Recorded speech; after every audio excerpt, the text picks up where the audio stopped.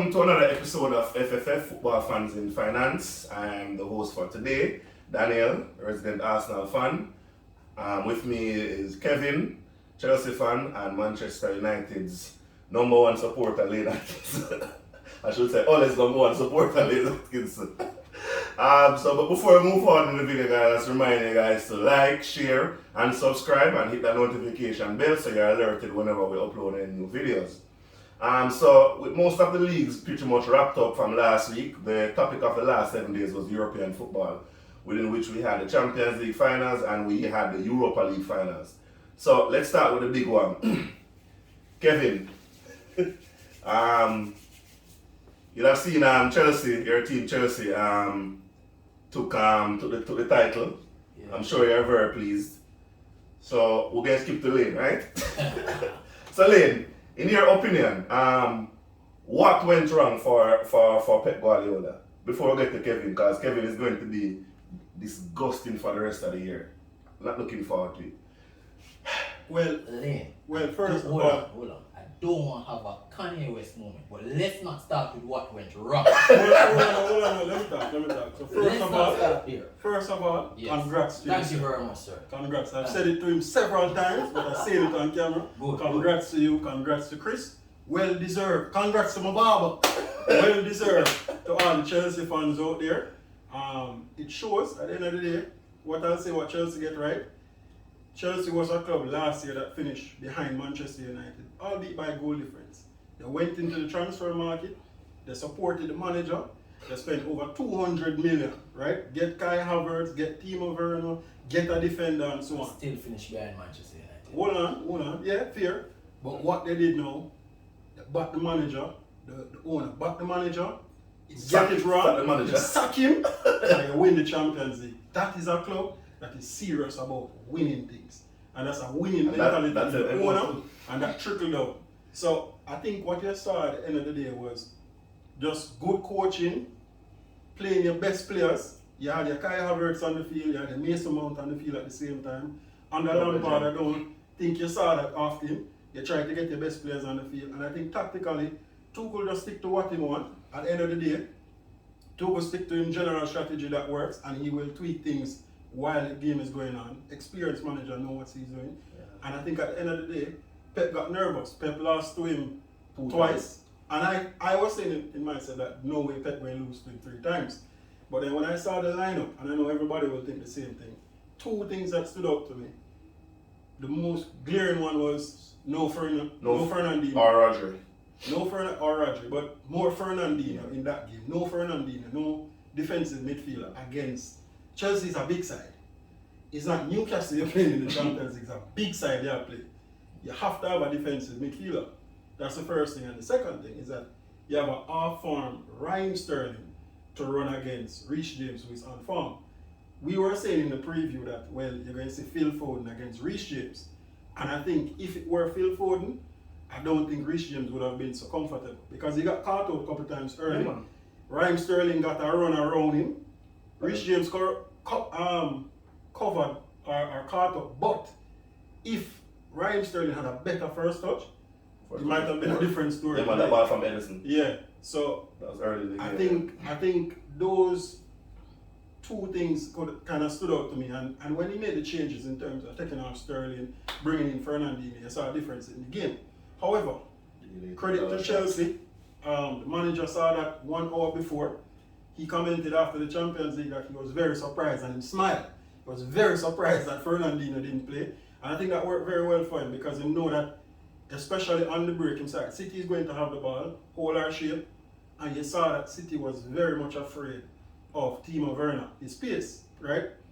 And a big part of what caused the goal is 3 defenders going to Timo Werner, right?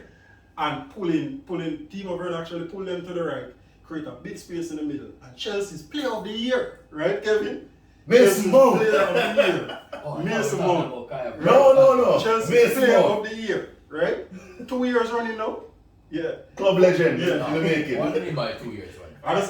You never get it last year? No. Okay. It's Kovacic. Okay. Can I go now? No, one already.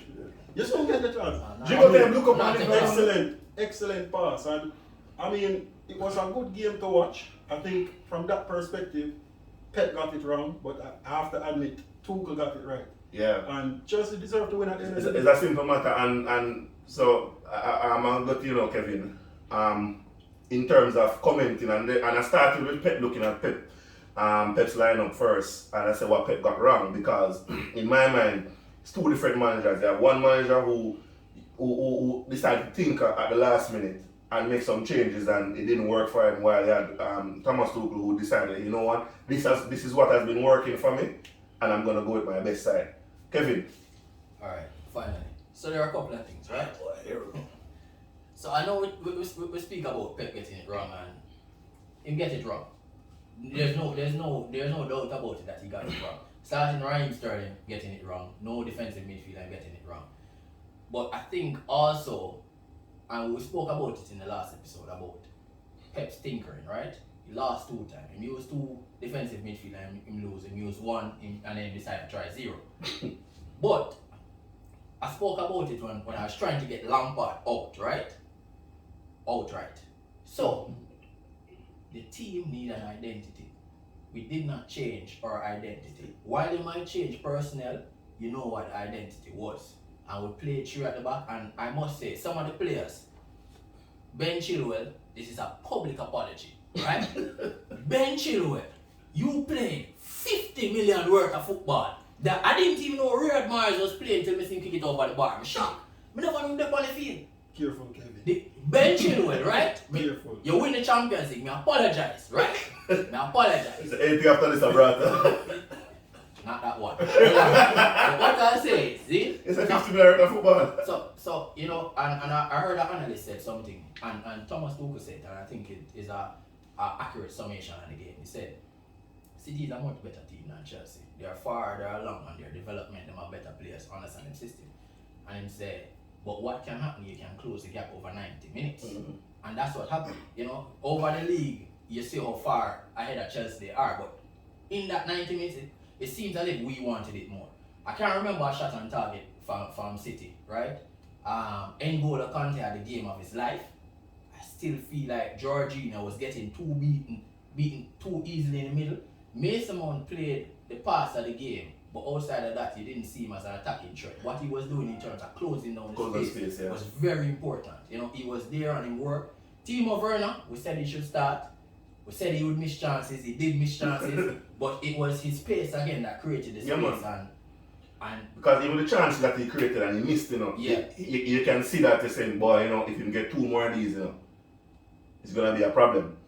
Might be, but the reality is that because his runs were so threatening, you had to give him extra attention. I think, and to Lane's point, that when he drew Ruben Diaz, who for the entire season has been a very competent and capable defender, and he drew him out of position. I think Zinchenko also didn't have a good game, and I was really talking about that position, that it was going to be a key position, because Mendy wouldn't have gotten any game after his dismal performance, and I think if Zinchenko was more aware, he would have tracked the run at Kai Havertz much better. He didn't. So, and I think when you look at just the changes, it's not just taking your 2 central defenders and not playing either of them. Now you put a Gundogan there who can play that position, but he hasn't been playing that all season. In fact, in deeper down the path, De Bruyne getting the ball too late. De Bruyne is somebody who wants the ball deep so he can spread passes. So De Bruyne was non-existent in the game. Most of the opportunities were falling to Raheem Sterling, who was not fun. We see little glimpses of Phil Foden wasn't getting it enough. So as a matter of fact, Phil Foden looked much better when Ferran came on the field. The entire side. So Pep got it wrong, right? And we took our chances and then we defended. So Werner didn't take his chance, but we defended well. And as the more the game go on, you didn't see how City was going to score. It was more like Chelsea was going to get the second on the break. Right? And they got the opportunities. And they got the opportunity. I mean, Pulisic should have finished the game in style. I mean, when you look at that counter attack and you look at the link up play between N'Golo and then Pulisic and Kai Havertz, it should have turned into a goal. So I think on the day, this team, I think the disappointment, I think the Leicester disappointment hit the team hard too. And I think it was easier for Thomas Tuchel to focus on motivating the team to win, while Pep could not get out of his own way. in between the time that he had, he was like, alright, how am I going to out-coach this man? He beat me 2 times already. How am I going to out-coach him? And then he actually out-coach himself. Why? I think the disappointment of last season for Thomas Tuchel, and and you see how much it meant to Thiago Silva, and that's very important to Thiago Silva deciding to come off the field when he was injured and not, force it because he want to be a part of this and feel like if he's not a part of it, it can't work. So that was a big man decision also. And the reality is that, Kevin, and you touched on it earlier, it's a team with identity. So you take out a Thiago Silva, who's a world-class defender, and bring in a Christensen, but he did not feel a big difference in how the team played. I mean, Christensen made some excellent blocks and some good clearances. As a matter of fact, Christensen had a very, very good game. And we made some critical blocks too. I think Phil Foden got one chance. Yeah, man. And I don't know where Rudiger come from for blocking because that was a certain goal, right? Yeah. Aspie clear one after that. After that, yes. So I think when you look at the desire for I don't know if it was confusion on the part of City, but Chelsea looked like they wanted it more on the day. I think it was a combination of both, because even I remember I was watching the game in the middle of the first half and I was saying, this really like second half, I'm saying City look like they don't really know what they're doing. Yeah. They look like they think with the coach and what the coach wants to come. It didn't, to me, appear as if it was filtered through to the players properly. Because at some points in the game, you see where the players they look confused, they don't know what to do. Am I coming? Am I going? And that and a combination of a desire from Chelsea, because that Chelsea side from Timo Werner come straight back to Mendy, knew exactly what was expected of them, and they played 90 minutes with complete desire. I mean, even Reece James got caught it a couple of times, and it was down to Sterling's lack of form, because that pass from Edison early in the first half, that could have changed the complexion of the game. So that was an excellent pass, right? And then when I look at the game also, and I look at Pep's decision not to change it right at halftime, I think that was bad also. You got in, it wasn't working. Change it. So when you change it now in the 60th minute, you're bringing on, you're making 3 changes in a shot, so and everybody shuffling around. Because one was you're forced to change Kevin De Bruyne. And then you're going to make a couple of changes to take off Ryan Sterling, who should have taken off from the first half. From long time. I think Sterling should have been the one to sacrifice, push up Gundogan, put Phil Foden in Sterling's position and Jack Fernandinho. I know what I think too. You see, I always felt that the way how Chelsea sets up, I think a direct forward gives them more trouble. And I spoke about it I said when you have 3 defenders, it causes confusion when a man run directly through the lines. And you see it with Timo Werner. And especially when the fact that Thiago Silva wasn't there to actually coordinate things, even though Aspie had tremendous experience, but it was Christensen playing in the center. So I felt like if he made that change earlier, because when he made that change, Chelsea was sitting a lot deeper now, and they were playing a lot of long balls, right? Yeah. And Chelsea had the taller side, so that favoured them. The keeper tall, the defenders are taller. So I think Pep's decision to not change it at halftime was shocking for me, because when we're going at the break, I said, all right, different team are come out now. This experiment don't work. We're 45 minutes. He should go again, but I think him kind of stubborn, and he went with it. And then you could see Pep, when the goal was scored, you could see him talking to his assistant coach, like him say, "We in problems now." But the goal was scored right before halftime, so that changed the team talk. I think I'm happy he didn't. You should change the team and your team talk. Coming out of that, it didn't work. It's fine. Sterling got some chances, but he's clear that he's not sharp. He has to come off of the field for me. That's the first substitution for me. For Ryan Sterling for Fernandinho. That was the obvious change. You switch up your side changes. Because and that change is very easy. And like I said, you've been playing a particular way for the entire season and you brought the success. Why adjust it? And I was looking at a particular weakness in Chelsea, right? So and this is what I respect about Thomas Tuchel, and I keep going back to Lampard, right? We spoke about Mahrez being very dangerous for City. And I sat there and said, look here, Mahrez is going to be easy to play, because Ben Chilwell should never face Mahrez one-on-one. Every time Mahrez get the ball, there should be support there, trying to push him down the line, right? And what Ben Chilwell was instructed to do is don't make Mahrez turn. He doesn't play well with him back to goal. So every time, even and I watch it, I say Ben Chilwell go as far as half line. And as Maris passed it off, him go back in position. So there were clear instructions. I think City was not playing with clear instructions because for me, when I say Jorginho start, I'm always worried but Jorginho wasn't under any real pressure in the middle of the park because there was no instruction who to close Jorginho down, right? Even when Sterling scored the last match that we played, I don't know if that played in Pep's mind. It was closing down Jorginho that caused the goal. Even against Arsenal, closing down Jorginho. He was not under that amount of pressure to actually be decisive. So I think Pep did not try to exploit the weaknesses of Chelsea. I don't know if he expected Kovacic to start, but Pep got it wrong on the day. Still a good coach. But yeah, man, got it wrong. And I think the pressure of and I've said it a couple of times. I've been saying it for quite some while, and I think not progressing in the Champions League with the amount of resource that he has spent over the time for City, I mean, that has to have played on his mind. And I think that's what happened. You know, he was under more pressure than Thomas Tuchel. That's the reality.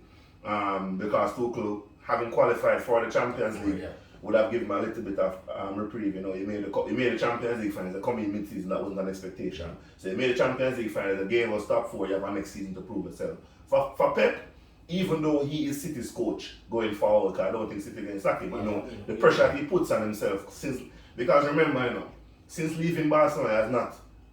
I think this is his first Champions League final since leaving